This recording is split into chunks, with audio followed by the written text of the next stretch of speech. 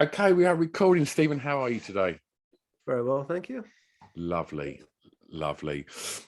Before we get onto your playlist, Stephen, I just want to ask if you can sort of just cast your mind back over the last couple of years, and it's been a strange few years to say the least. And so I'm interested to know how you found the lockdown, both personally and creatively. Um, Personally, it wasn't so bad. You know, I'd actually just I'd moved into my new place 3 days before lockdown. And moved into a house with my wife and my children, and so it was a time of great change. Anyway, and I became a father in August 2019, so I was just dealing with all this stuff anyway.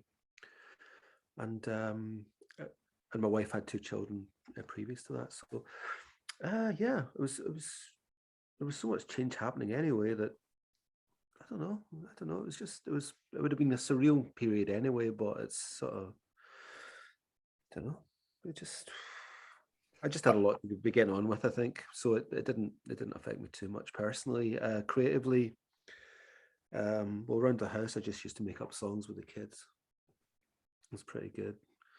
And actually, they were the ones that were being really creative more than Yeah. me. Um, but the group, we kind of, the place where we rehearse, uh, we kind of altered it to record and made it kind of COVID friendly and things like that. So that was good. And after a period, maybe starting a year ago, we started recording. So that was good. That was great. Okay. For track one, I'm going to ask you, please, Stephen, to tell me the song that you regard as having the greatest ever intro, please. Oh, it's easy. Easy. Well, that's weird you say that because everybody says that this is a tough one out of all the questions. Actually, do you know what? I have to be totally honest with you here. Okay. My wife kind of prompted me, and I went, "What is it again?" And I went, "Of course it is. We always talk about it. It's the greatest intro of all time, and it's great. It starts with a drum pickup, but it's just 1, 2, 3. It goes right, and it's Under My Thumb by the Rolling Stones. It's just the greatest. And if I've ever heard that in a nightclub or something, or someone plays it, I can never go over it. I think I first heard it when I was about 15 or 16, and it kind of blew my mind then. But weirdly, it still blows my mind. Is that Just the pure groove of it, and the Charlie Watts' intro is it's outrageous in its simplicity. Yeah, it's an absolute cracker. Was it Stones do it originally? Yeah. Oh yeah, that's a Jagger Richard original. It is okay because it was re-recorded. Was it a bit of a Northern Soul classic as well, wasn't it? Oh yeah, there's been a few nice versions of it. Yeah. Talking about intros, Stephen, from the early days of Belle and Sebastian through to now, the way that a lot of people consume their music is very different. And I just wonder, with the evolution of algorithms and streaming services and playlists and such, does any of that ever penetrate the creative process for you? No. I think the only thing it might dictate the choice of the song title. Okay. Like if you had like a sort of generic song title like "I Love You" or something like that, that might get lost in the algorithm. So maybe not call it that. Maybe call it something else. That's the only thing that's ever directly affected me, I think. I try not to get too bogged in any of that stuff because I don't really understand most of it anyway. So I'm kind of it's like a lot of the modern stuff. It reminds me of like 20 or 30 years ago. Trying to teach my granny how to use the video remote.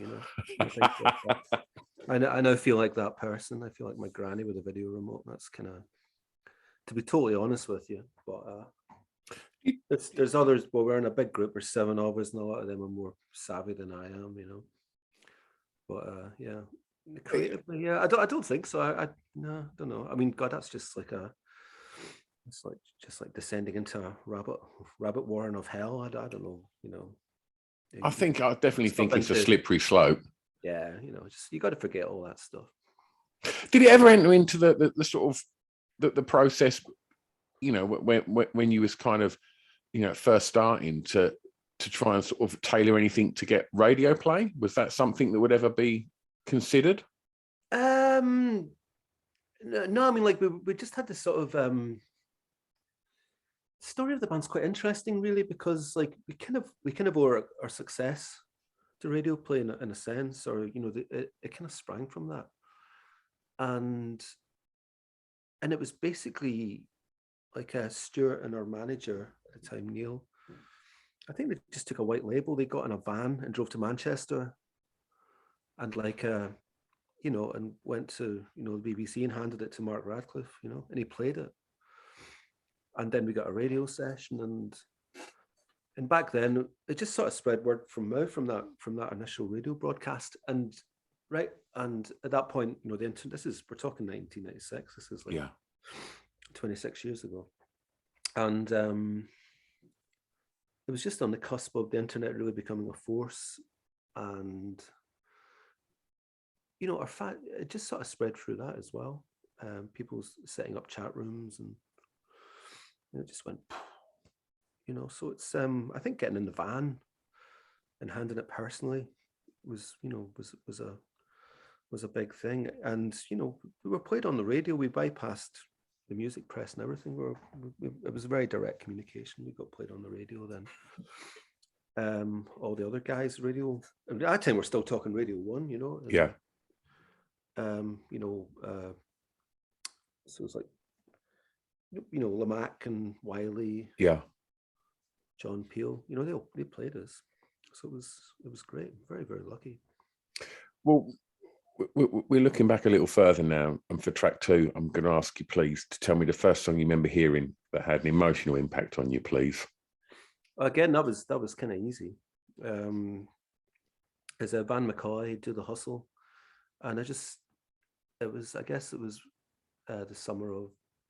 Well, I had to do my research here, but it was just one summer. It was in the back of my parents' car, and they got this new car. It was a 1969 Ford Capri. And wow, you had a Capri? Yeah. And this was the summer of '75, and it was just always on the radio. And I just remember it being always sunny, and it was just.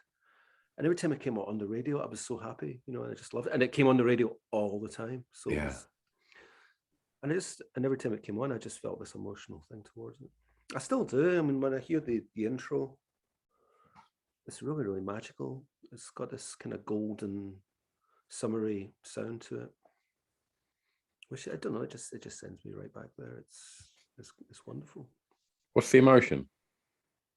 The emotion. I don't know. Just wonderment. I think wonderment and sunshine and safety, and I don't know. Just being with mum and dad and it all being groovy. Yeah, I think, Perfect. For track 3, going to stay in the formative years, and I'm going to ask you, please, to tell me the song that reminds you of your time at school, please, Stephen. Say that again, sorry? The track that reminds you of your time at school, please. Oh, yeah. Well, this one I just kind of picked randomly, really, but it just kind of came into my head because Baggy Trousers by Madness, when it came out, I think I was either just about to start secondary school or I'd already started, but it was really close to that time. And I just remember the video, and I remember being kind of scared to go to school, and I remember the song informing me of what it was probably going to be like. And there's a great line about all the teachers in the pub, passing around a ready rub, trying to get to the strength up to go and face the kids again. And that was scarily accurate. It was the comprehensive I went to. It was just like, it was great, but it was, pretty wild. I think I think Madness are criminally underrated as lyricists. I think some of their lyrics are incredible, and people often, reference like the Kinks and things like that. But I think Madness just now so many things, and Baggy Trousers and tracks like Embarrassment. The social commentary in there was spot on. It really, really, really was. Yeah, it's funny. I was with the band a few days ago, and we were doing photos. God help us. But for some reason, like My Girl was in my head, and we just kept singing My Girl, and like just the words are unbelievable. Yeah, and you're right. It's funny you should mention the Kinks, because I mean, like like the sort of the tangent doesn't. It's not Kinks to Blur. It's actually Kinks to Madness. There's no question about it. 100%. They really captured that kind of that eye for detail about normal people's existence. And it's astonishing, their lyrics, really. I mean, on top of that, they're absolute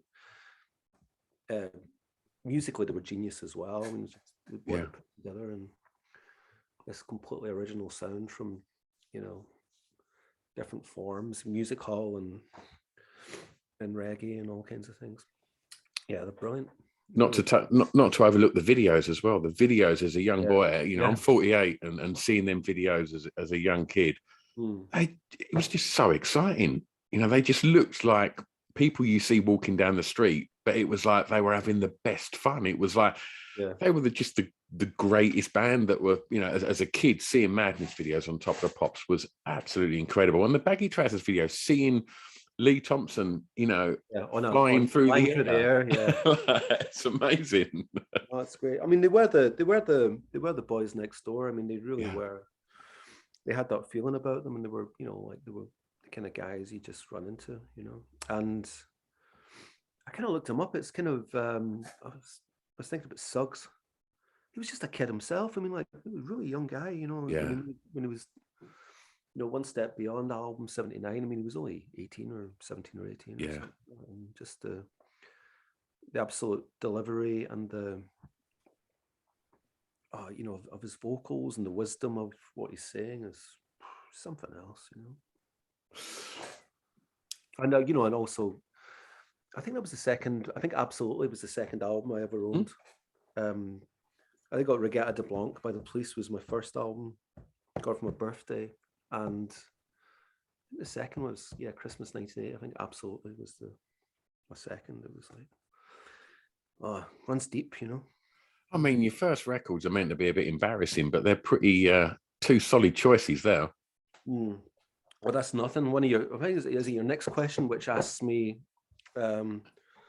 what was the first record you bought with your money? I mean, it's almost too cool, or it's like ridiculous.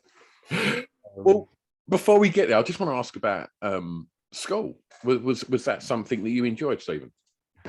School? No, I mean, I think I remember my first day of primary school and just not wanting to go. So I mean, I've got in my memory, I kind of hated school, really.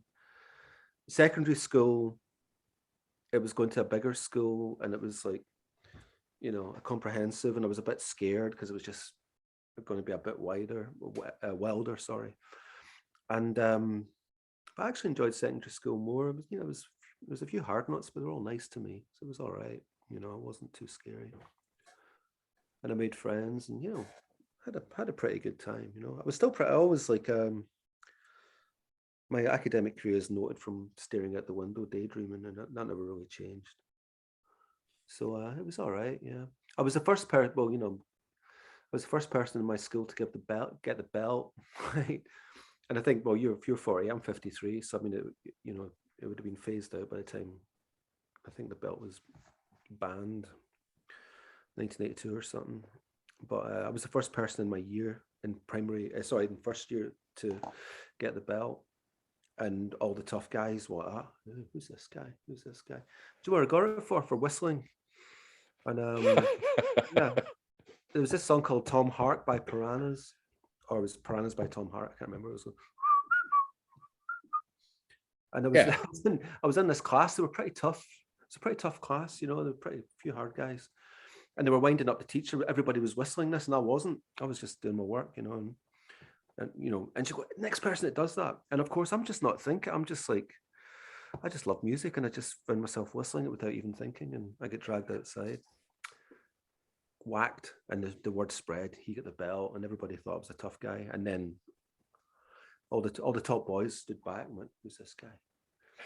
And then they sussed it. I was a really quiet, gentle sort of guy, and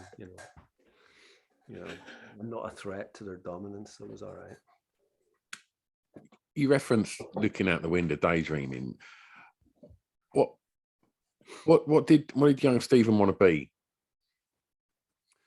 I think like it was primary school. I think it was really random things like an airline pilot or an architect for some reason. I've no idea where that was, but just thought it sounded quite cool.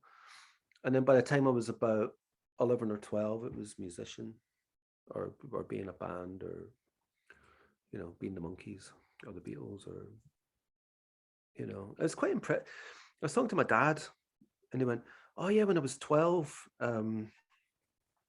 you bought me for my first guitar down in the Salt Market in Glasgow." And he went, "No, I didn't." I went, "No, you did. You took me down." I went, "I didn't." I went, "No, you did. You did. It was 1981. You did. You did." And they went, "No, I didn't. You bought your guitar." And so I did. I'd totally forgotten. I'd kind of got a paper round, saved up money and went and bought a £15 guitar. And actually, do you know what? I can show you it. It's right here. This is the guitar, folks. Amazing. Yeah, 15 quid at the Salt Market. And yeah, so I mean, I don't know, I must have had some kind of inner thing that I wanted to, I was 12 at that point. So yeah, and I bought my own guitar and saved up for it. And so I don't know. It took me a few years before I could play it, but I did have that thing pretty early on, I think. How musical was home, Stephen? Was there records on? My mum and dad didn't have lots and lots of records, but what they did have was, very, very, influential on me. The records, it was a kind of nice random selection. There was like Frank Sinatra. There was Manfred Mann, Paul Jones, Manfred Mann compilation. There was Gordon Lightfoot, If You Could Read My Mind album, which still blows my mind. Simon Garfunkel, Sounds of Silence LP. Again, still play that one to this day quite a lot. Barbra Streisand's Greatest Hits Volume 2. That's got some crackers on it. Her version of Stony End is pretty great, the Laura Nyro song. I like Barbra Streisand a lot, actually. She's really good. And there was there was a few Everly Brothers 45s. I devoured them, and there was one Beatles record. It was a Twist and Shout EP, and that was my favorite. Well, let's that one an awful lot. Well, let's talk record stores. And for track 4, I'm going to ask you, please, Stephen, the first song you remember buying from a record shop. Well, I don't remember. My first memory of with my own money going into a shop and buying a record, it wasn't a single. I didn't really buy singles for some reason. I mean, I remember given, I had, Remember You're a Womble single, that would have been a good first record if I'd bought it. But I kid you not, the first record I ever had my paper and money, and I went into John Menzies in Clydebank Shopping Centre, and I bought Rubber Soul by the Beatles, and that was the first record I ever bought. And it sounds like I'm trying to show off or something, why isn't it, don't know, Shawada Wadi or whatever, but no, it was. I'd seen the cover. I found this book called Beatles Forever, and I opened the cover and I saw that I opened inside the book and it was a picture of the album cover. It kind of really moved me. There was something about it which, wow, I've got to own that, and so I did. I got like a $5 together. It was $4.99 or something, and that was my first record I bought. Don't get a lot better than that. Yeah, I went home and I knew a few of the songs, but I remember I went home and my sister and I played Monopoly and I played it, and it was something else, really, really good. I do love the fact that when I ask people this question, people over, I guess over the ages of about 35, always have such strong memories of not just owning that, but the journey. And you reference going into town, where you got it, how much you paid for it, when you got it home, what you done when you put it on.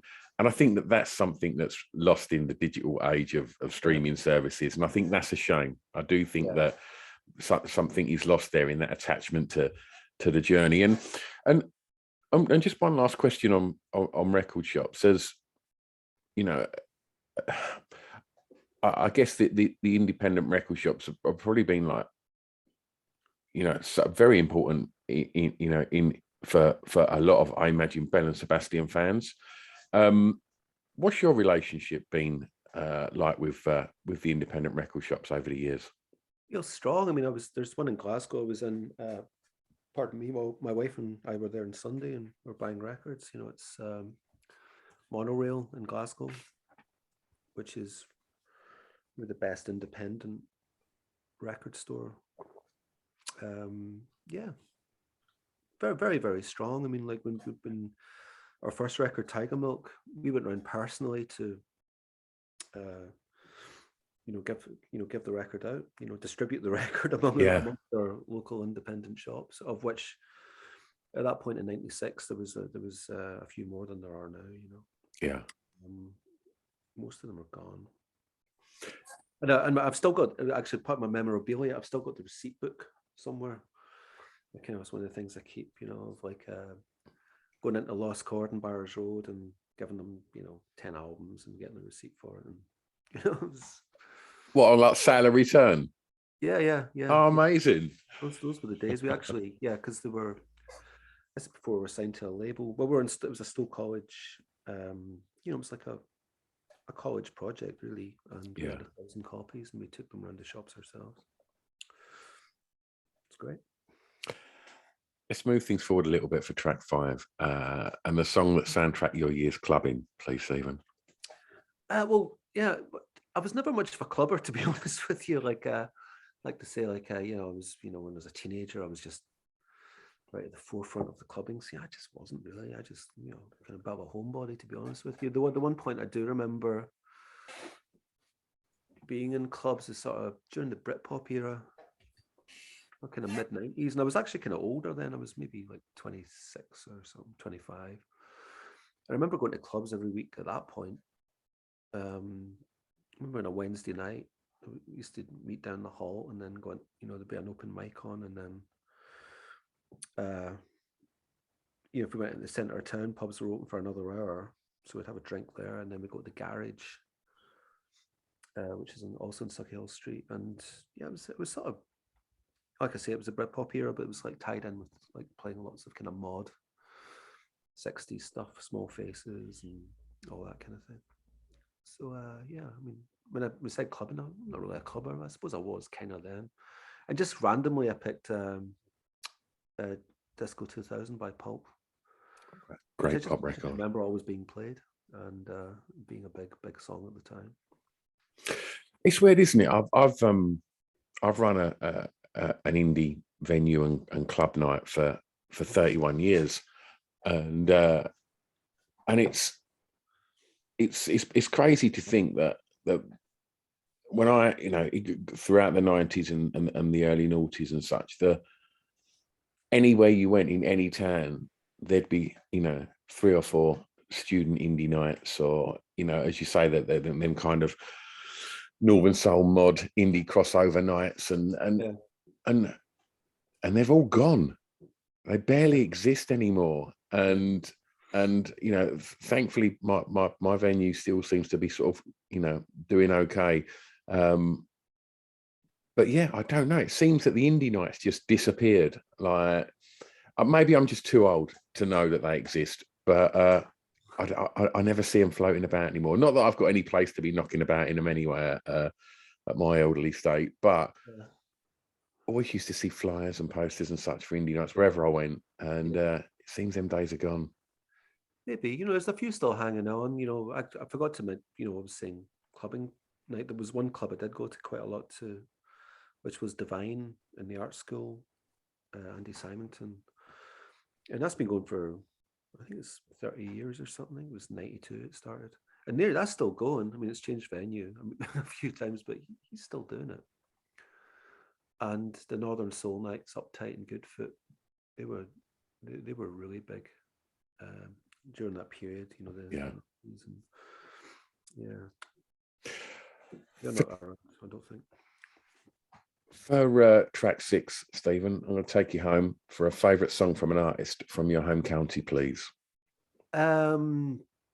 Well, county, I just took that to mean Scotland, right? Or we can go country, of course.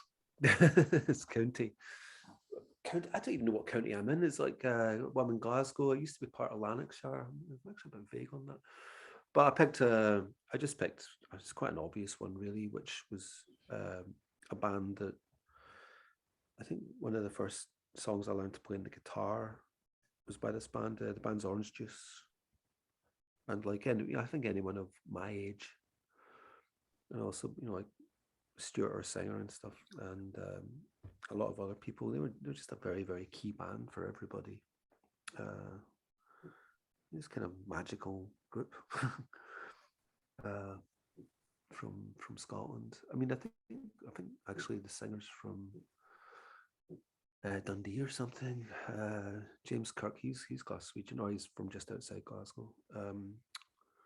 But we kind of claim them. They were in Postcard Records, and they sprang from here. And I picked the first song on the first LP, Falling and Laughing. It's I don't know. It's hard to find the words. It's musically, I don't know. Is it kind of punk rock Birds or something? It's got this real punky energy, but it's jangly, and it's sort of the vocals and the singing. It's sort of innocent but knowing at exactly the same time. And I don't know how you pull that one off, but they do. Yeah, it's great. And maybe they've sort of got nothing like them, but maybe got that kind of magic that Madness had as well. LA Madness Records is something, I don't know. And they look cool as well. They had shades on, and they were kind of they had great guitars, and they were just great looking people. And, aspirational, man. They look fantastic, and they sound fantastic. And as a young aspiring musician, like, how important was seeing bands from where you come from, like Orange Juice, and obviously the stuff that was happening on Postcard, like how important was that for you? Yeah, I mean, it was. I think for me personally, it probably meant more when I hooked up with the guys in Belle and Sebastian. It sort of kind of refocused my Scottishness or something to a degree. I mean, like when I was younger, I'd done all kinds of things. I went for I played a lot of kind of, I was so into the Rolling Stones that I ended up getting into kind of blues quite, and it was quite from trying to play Muddy Waters songs and things like that, and playing harmonica, and I played with this guy who played really good bottleneck guitar, so it was sort of went through these phases, and by the time I joined the group,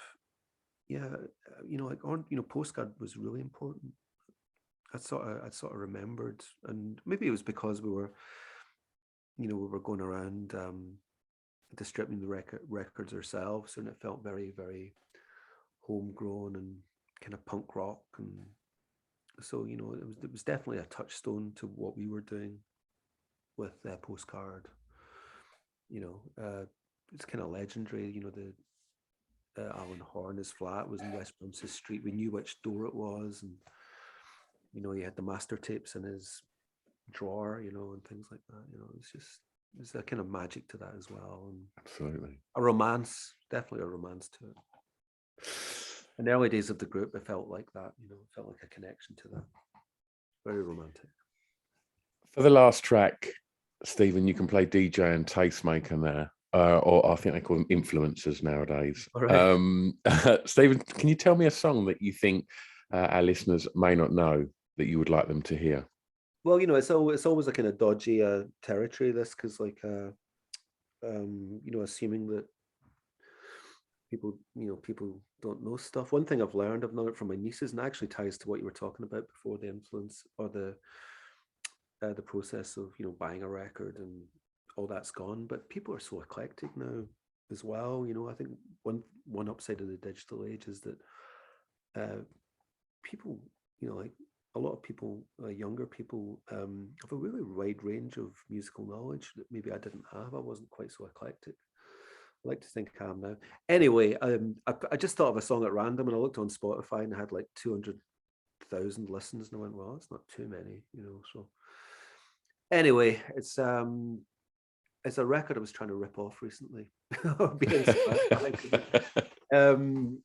It's by a guy called Jim Ford, and it's called Harlan County. It's just a banger. It's like sort of country rock banger, but it's just hell for leather. Bit of storytelling. It's got a bit of humor in it. It's got great playing on it. So it's sort of, you know, it's you know, it's kind of country soul, full on classic from, I don't know what year it is, 70 or something, 71. I don't know. But, how do you discover music now, Stephen? That's it. Do you know, a lot of it's from my wife. My wife used to run a record label called Earth, and she's from Cornwall, and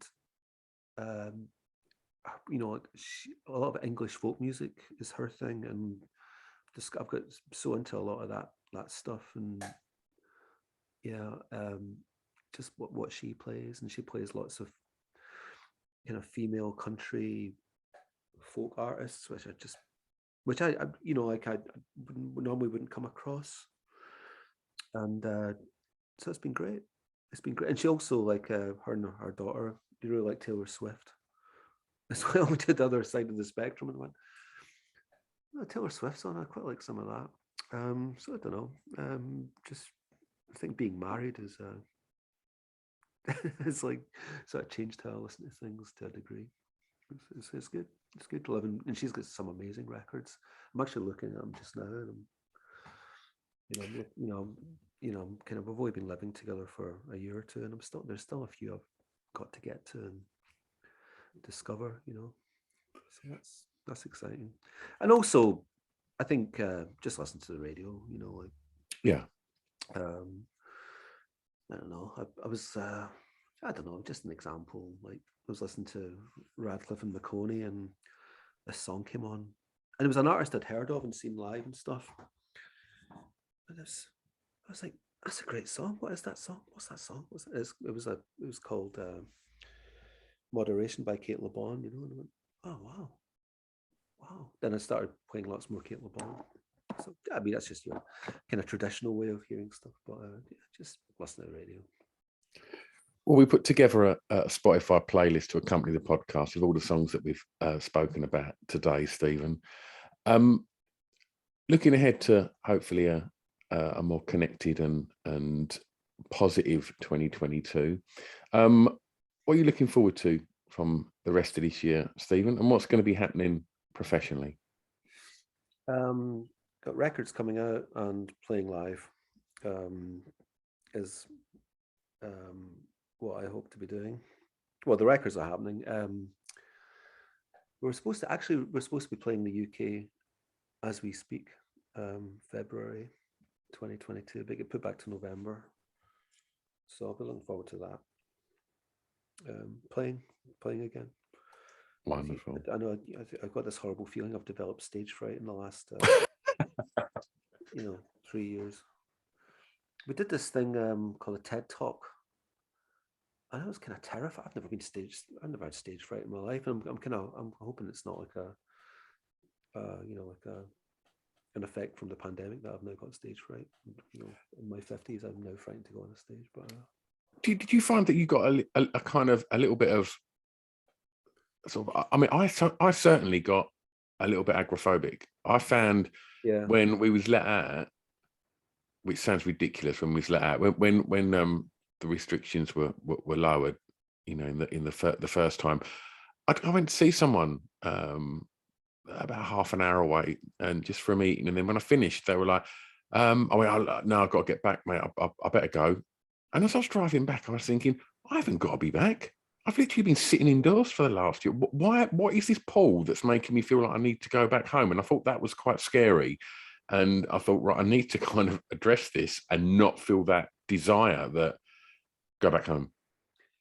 I'm interested. How did you address it? I just made sure that I'd done plenty of things to ensure I had to get out of the house, and I had to go and Yeah. put myself in situations that I'd never have thought twice about, a year before that, but now felt very strange and awkward. And Yeah. yeah, Yeah. I think there might be something to that. Yeah, I don't. Something's changed for sure. Yeah, I don't. Yeah, maybe, possibly. but do you think surely, like, I mean, what you do as a, for a job, going on stage in front of, huge crowds of people, that isn't I guess it's very normal for you, but it's not it's not normal for many people, and not many people would have the confidence or yeah, just fundamentally the confidence to do that.